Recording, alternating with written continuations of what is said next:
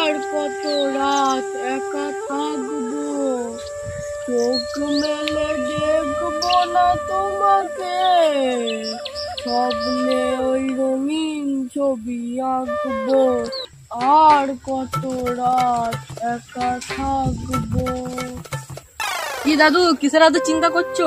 আমি হচ্ছে আমার চালাই, তুই এসে তোমায় কাঠি করতে। আহা দাদু, এত রাখছো কেন? কি ব্যাপারটা হচ্ছে আমাকে খুলে বলো।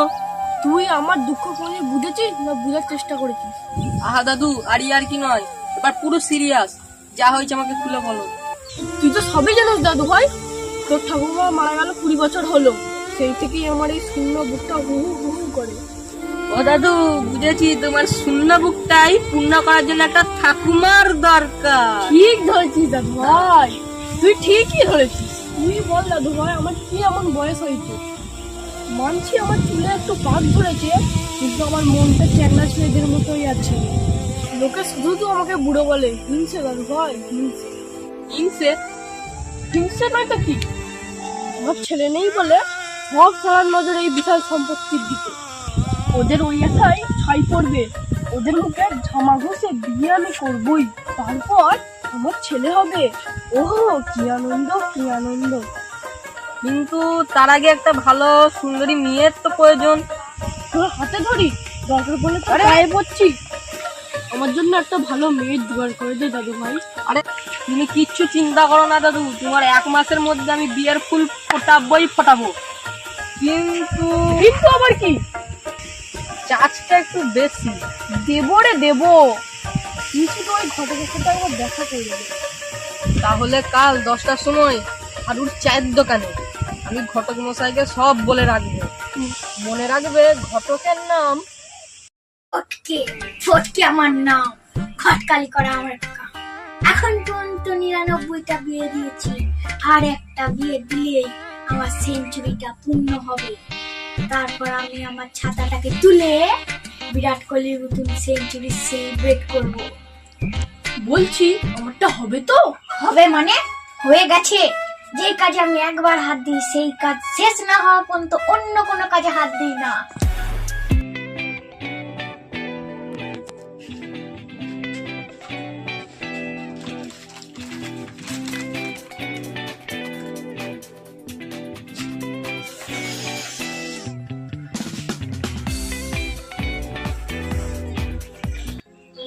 দেখুন পারের কিনা, কত মেয়েই তো দেখলাম, কিছুতেই কিছু হলো না।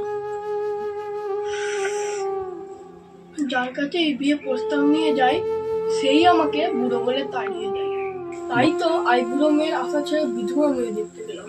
সেই বিধবা মেয়ে কি বললো জানেন? কি বললো?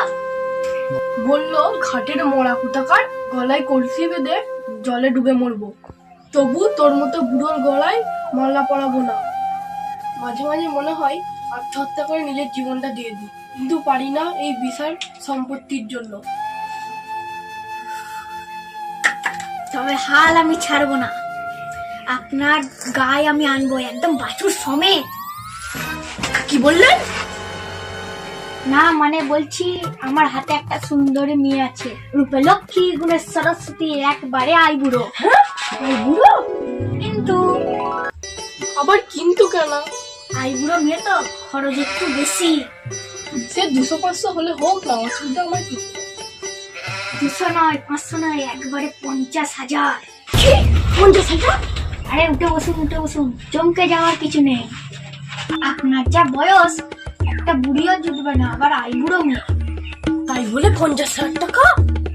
আরে শুনুন, মেয়ের তো সদমা, এটা কি আমাদের কাজে লাগাতে হবে। সদমায়ের মুখে টাকাটা ছুঁড়ে মারলে মেয়েকে ঘাড় ধরে আপনার হাতে তুলে দেবে। তারপর ওই মেয়েটাই হবে আমার বউ। লাল টুকটুকে বেনারসি শাড়ি, কপালে চন্দনের টিপ, বউ সেজে বাসর ঘরে। আরে ছাড়ুন, আমি আপনার বউ নয়, ঘটক মশাই। আসলে বিয়ের আনন্দে নিজেকে সামলাতে পারছি না। আমার বিয়ে হবে, আমার ছেলে হবে, কি আনন্দ, কি আনন্দ। তার আগে আমার অ্যাকাউন্টে 50,000 টাকা পাঠিয়ে দাও। টাকাটা আবার মেয়ের মাকে পাঠাতে হবে। তাহলে আমার স্ক্যানারটা দিয়ে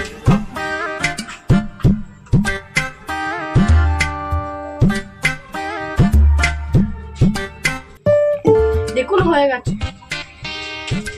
তাহলে কালই হবে অপারেশন সদমা। সৎমা জীবনে ঢের সৎমা দেখি, বাপের জন্য এমন সৎমা দেখি। আর আমি যদি বলে কি না মেয়েকে সারা জীবন আইবুড়ো করে রেখে দেবো, তবু তোর মতো বুড়োর সাথে বিয়ে দেবো না। তা না দিবি আমার টাকাটা তো ফেরত দে।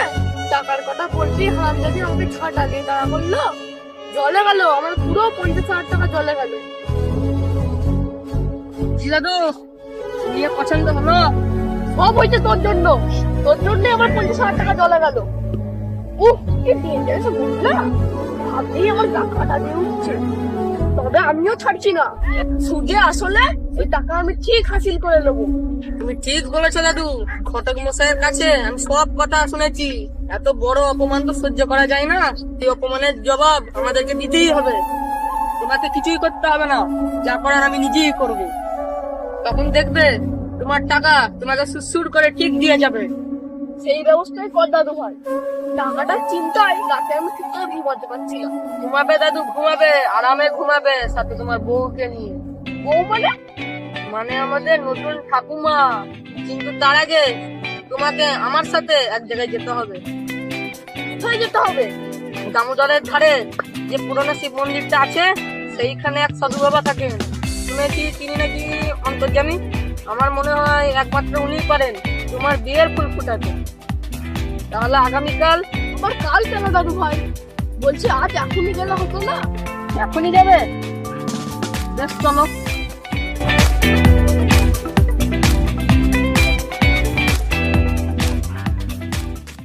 ওই দেখো দাদু, সাধু বাবা গভীর ধ্যানে মগ্ন। 30 বছর ধরে এখানে ধ্যান করছে। তিনি আবার কারো দুঃখ কষ্ট মোটেই সহ্য করতে পারেন না। উনি ওনার শক্তির দ্বারা অতীত, বর্তমান, ভবিষ্যৎ সবকিছু দেখতে পান এবং সব সমস্যার সমাধান করে দেন তিনি। তাহলে দেরি করছিস কেন? তাড়াতাড়ি চল সাধু বাবার কাছে, গিয়ে আমার দুঃখের কষ্টের কথা সব খুলে বলি।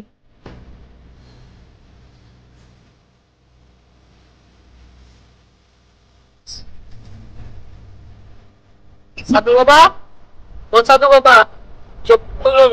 আর দাদু বিপদে পড়ে আপনার কাছে সাহায্য নিতে এসছে। তোদের মতো সাধারণ মানুষের দুঃখ কষ্ট দূর করার জন্যই তো আমি আছি। সংসার ধর্ম ত্যাগ করে তারপরে শক্তি অর্জন করছি, আর সেই শক্তির দ্বারা আমি সকলের ভালো করে থাকি। বল তোর কি সমস্যা? সাধু বাবা, আমার বউ 20 বছর হলো মারা গেছে, ছেলে পুলেও হয়নি, কিন্তু আমার এই বিশাল সম্পত্তি ভোগ করার মতো কেউ নাই। তাই আমি আবার বিয়ে করতে চাই, কিন্তু কিছুতেই কিছু হচ্ছে না। তুমি এর একটা ব্যবস্থা করে দাও। বুঝেছি, আয় এগিয়ে আয়।